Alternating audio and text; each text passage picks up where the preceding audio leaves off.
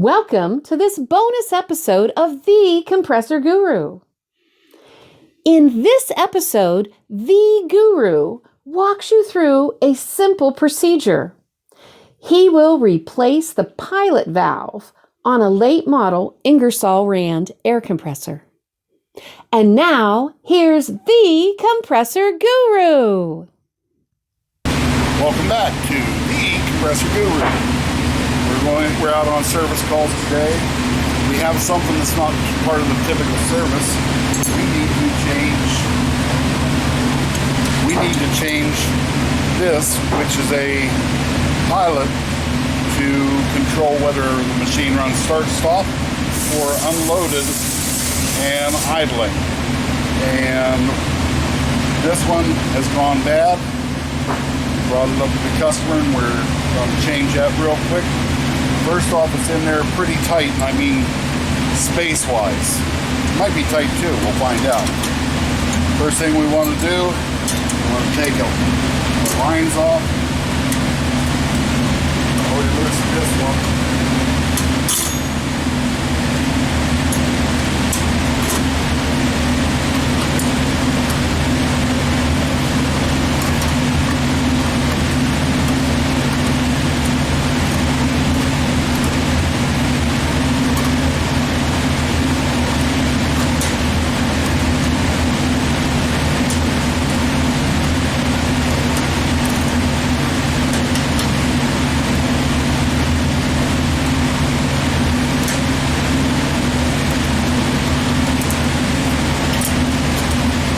This side just so we can move that line out of the way. Just take it all the way out.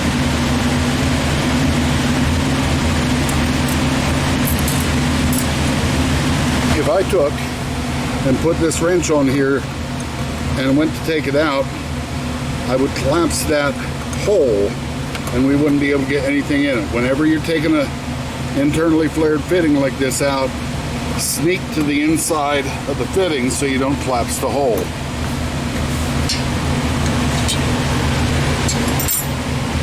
Now, I didn't take that much pressure, but we sure don't want to ruin the fitting.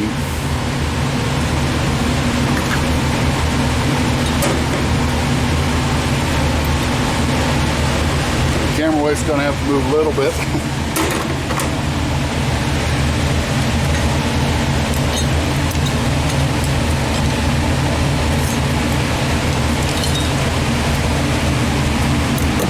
Already loose, it should turn out fairly easily, and it will.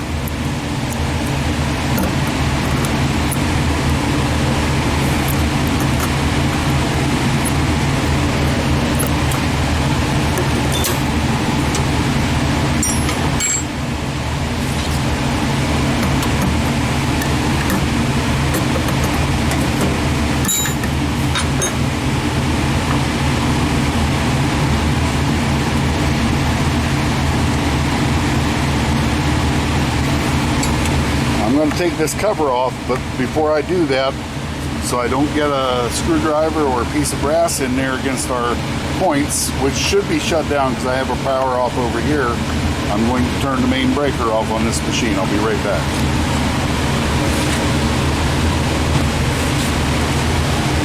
While he's turning that off, I'll pull that cover off, already loosened it.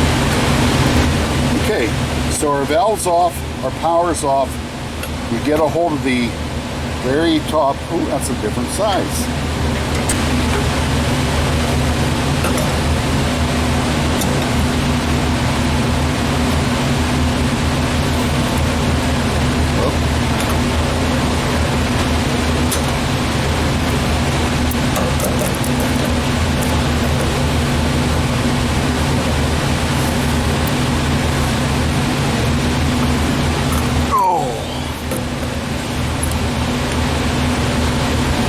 Go.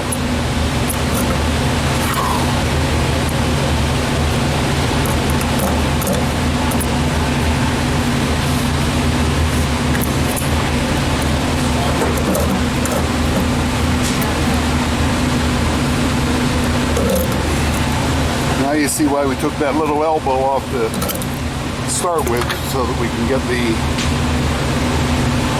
rest of the valve out.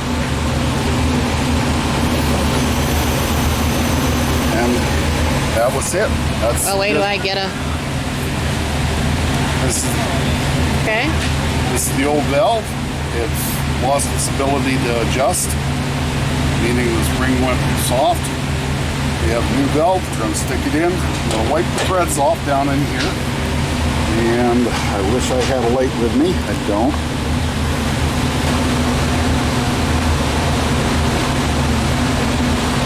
Notice the mess I made, Dal. You did. If I don't wipe that up, at least I could tell where it was you were. You mean on my arm? Oh, no. I didn't even look at that. It's okay. You do the laundry. Yeah. Sometimes I do. So this is our new valve. It is preset from 125 to 150. So, and then it has the shutdown on. We will demonstrate all that when we go back together. This side is threaded for a 1/4 inch bolt, 1/4 inch by 20 bolt. And let's say you have an instrument panel, you could actually mount this on an instrument panel with the bolt through the other side and use this port. When we end up being done, this is the port that feeds the air to the head. And this port needs to be coming out this side so we don't have to rebend any lines. And super simple.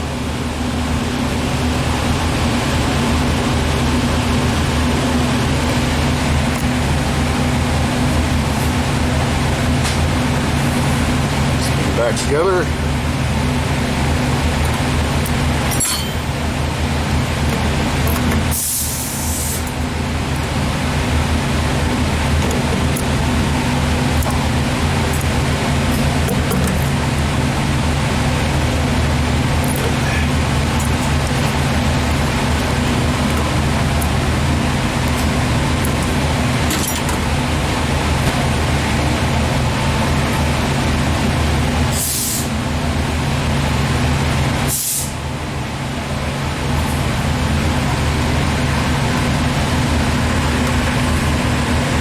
That's the correct side. That's the one with the pipe thread.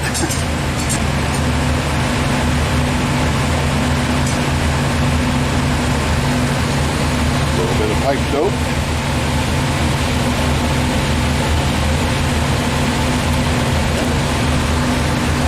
And if you're wondering why that's so thin, I added a little bit of gasoline to some old hard dope and mixed it up. I'm cheap. Camera wife will attest that I am cheap. Thrifty.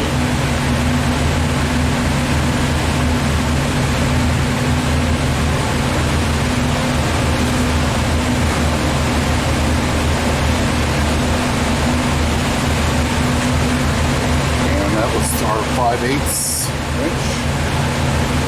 There it is. When going back together, we keep on the inside and away from the center of that hole, because this is a very easy type of fitting to collapse, and we don't want to do that. You want to trade places? Sure. Because Trading places. Eddie Murphy. you Dan were Aykroyd. blocking all the light. Oh, sorry.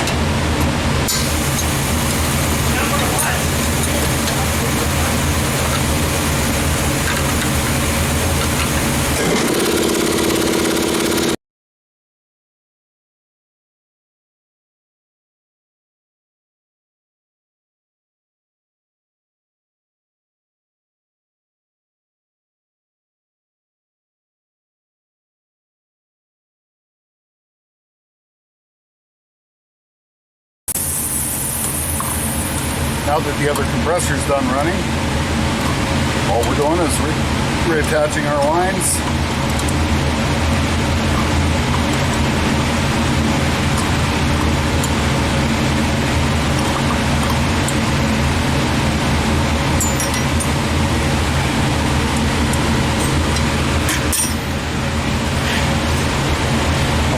I'll tighten this up in a minute. When this little ferrule nut is down, this locks this device closed. So this compressor will pump up and operate on the pressure switch and simply run start stop. When you run this nut out, when this reaches 150 pounds, this will open, send air up here, and this is a suction head unloader. This is a 2545. You can see about rebuilding the suction head unloader in our valve job on the 2545 episode.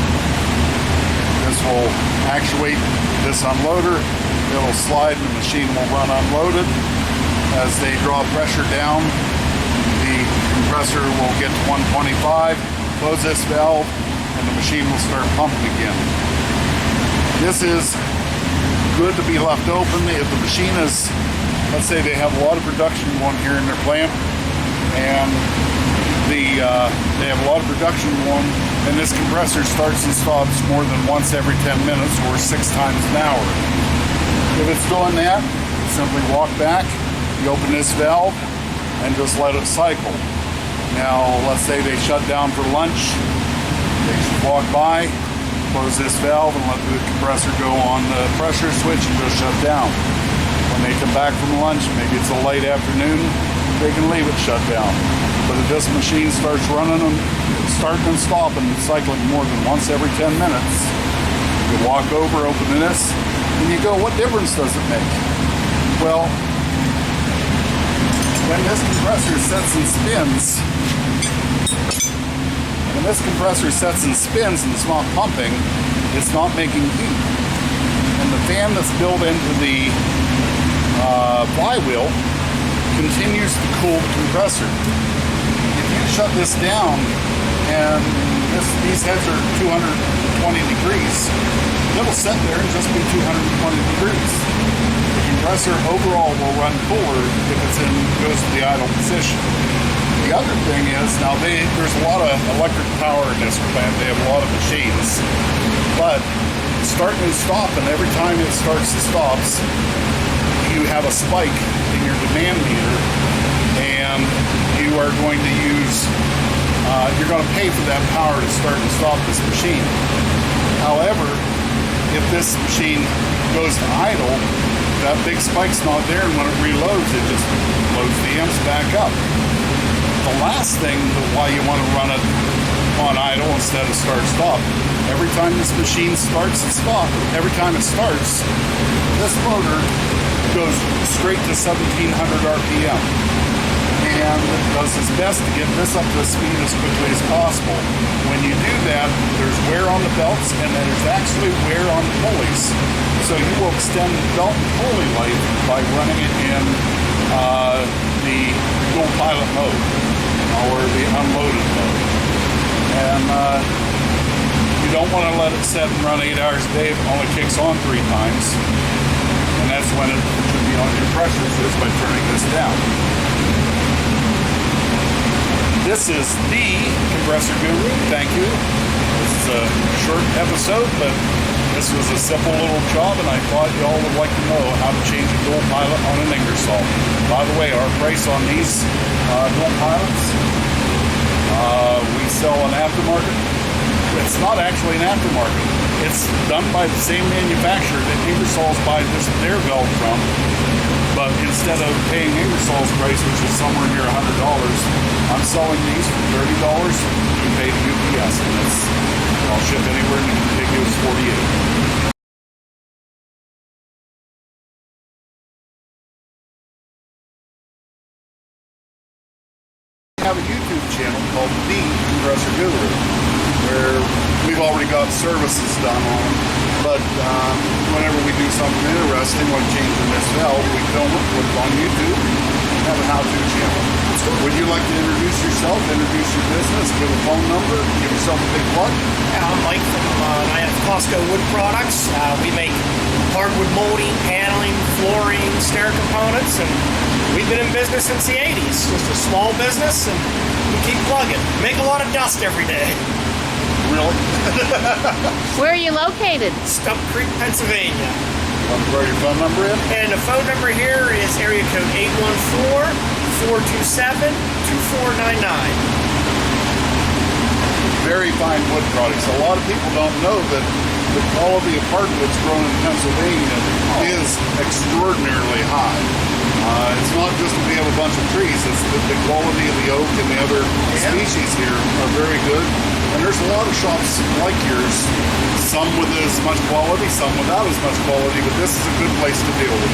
And the thing too, all of our lumber we buy is within 30, 40 miles of here. It's all from local landowners, so the money is just recycled. And environmentally, that's better because there's a group of the population out there that wants you to buy local, so we save gasoline and diesel fuel instead of trucking products all halfway around the world. Yep. So in addition to dealing with a product that is a harvest and can be replanted and renewable, you're also dealing with the fact that you're dealing local and conserving fuel and the environment. Oh, yeah. How's that for an advertisement? Thank you for watching this episode of The Compressor Guru. Please hit like and subscribe and use the notify bell so you will know when the next new episode is released from The Compressor Guru. God bless you and have a great day.